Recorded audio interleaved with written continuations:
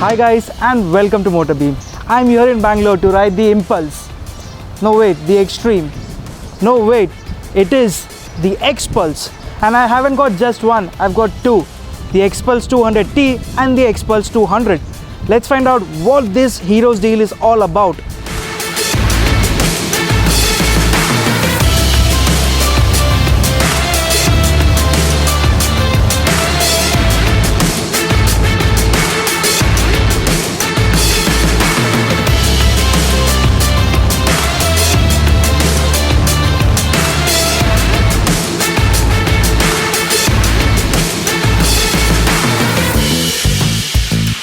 So let's start off with the styling.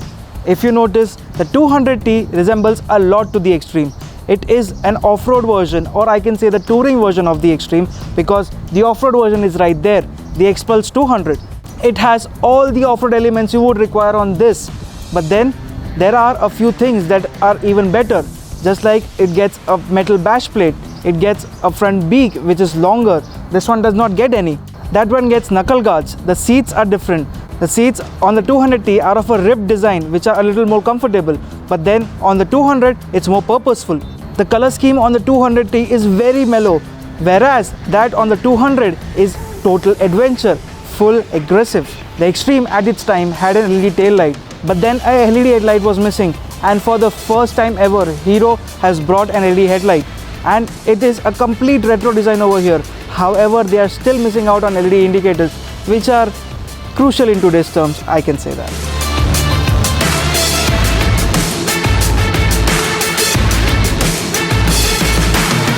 If you notice, there are a few differences even more. This one does not get a wind visor. There is a small wind visor over there. The front suspension gets gutters. There's no suspension cover over here. And the major difference that you could notice is the upswept exhaust on the 200, which is a normal unit here on the 200T. As we move on, there is something that is again a first over here. It's the fully digital instrument cluster, and Hero has not limited itself to making it just digital. They have added something called as the Bluetooth connectivity. You have to download an app and then you can connect your phone to the console so that you can navigate through places and also have a record of all the trips that you have had on the phone itself. However, this was the details that's extra. What you actually need, like the odometer, twin trip meters, the tachometer, it's exactly there where you want it. It even gets a gear position indicator, and all this in a tiny unit, which is not that easily readable, but the numbers are quite distinct.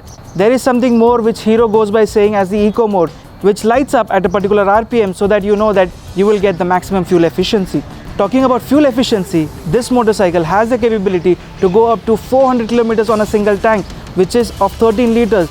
And if you calculate that, close to 40 kilometers per liter.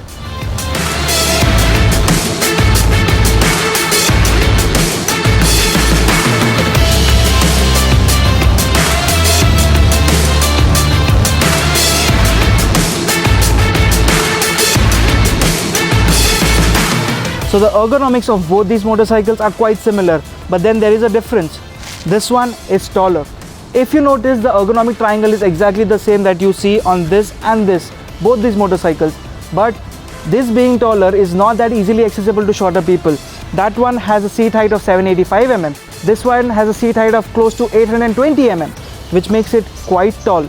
But then this has helped for a better ground clearance. This one has almost 20 mm more ground clearance than the 200T, and this helps it a lot off-road. The seat cushioning is not the best that you could expect, but then it does the job. Not the best for the pillion either. However, if you're gonna go places, both these motorcycles will do your job.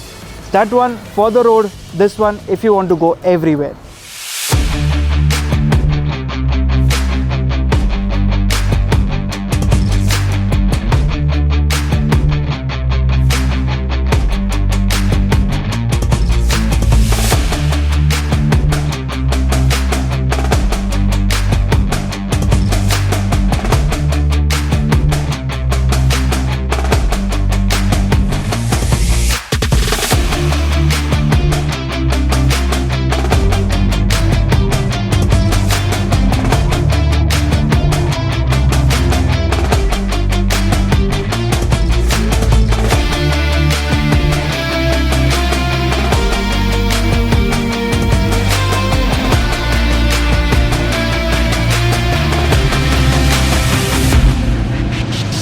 With all said and done, both these motorcycles incorporate that one thing from the Xtreme, the 199cc engine.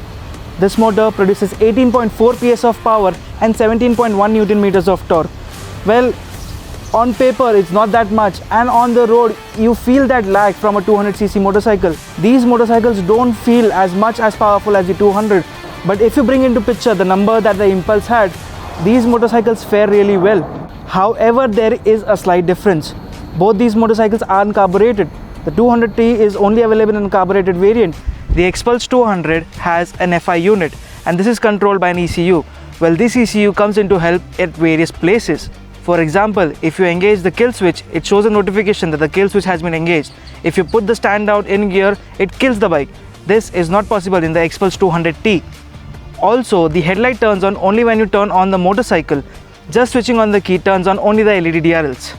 As an addition, the Xpulse 200 also gets metal foot pegs with rubber claddings which can be removed.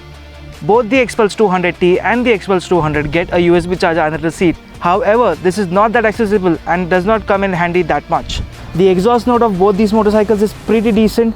However, on the 200 being an upswept unit, the rider can hear it even more.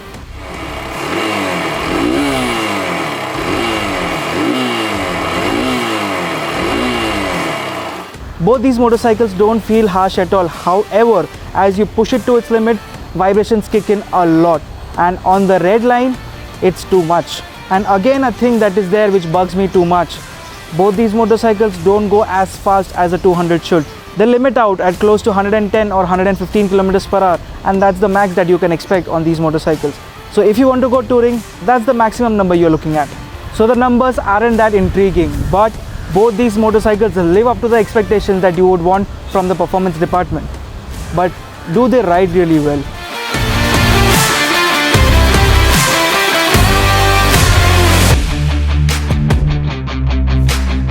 Talking about the riding dynamics, from the Xtreme, the Xpulse has come even better. The long travel suspension at the front has helped it a lot. However, the rear suspension is the same that we have seen on the Xtreme. Although the case for the Xpulse 200 is completely different.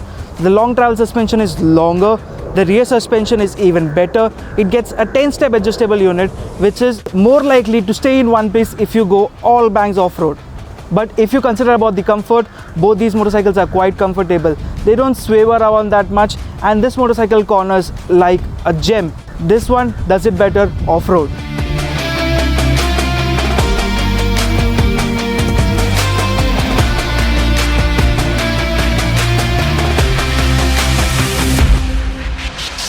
As I told you guys earlier, the Xpulse 200T has the same set of tires that we have seen on the Xtreme, and they grip pretty decent. The ones on the Xpulse, they come from the territory where the Himalayan has it. A 21-inch front and an 18-inch rear, and mated with a C8 off-road rubber. These tires grip brilliantly well off-road, and they do a decent job on the road as well. However, if you tip it into corners, you might feel that you are losing grip, but they still inspire confidence. Both these motorcycles get a single channel ABS as standard, and the braking unit on the Xpulse 200T is exactly the same as the Xtreme, so the braking performance is exactly the same. However, the front nose is a little more because of the long travel suspension. Over here, there's a different case altogether. This one gets a pedal disc at the front as well as the rear. The bite is even better, and if you're pushing it off-road, the braking feedback is still up to the mark. You would not complain at all to make any of these bikes stop where you want them.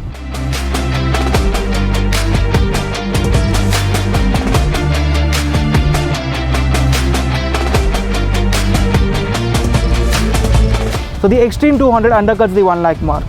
We expect the Xpulse 200T to be slightly more, and because the Xpulse 200 is completely loaded, this will be the most priciest. But then if you take into picture the only adventure motorcycle that is available right now, that is the Royal Enfield Himalayan, this one is still at half the price.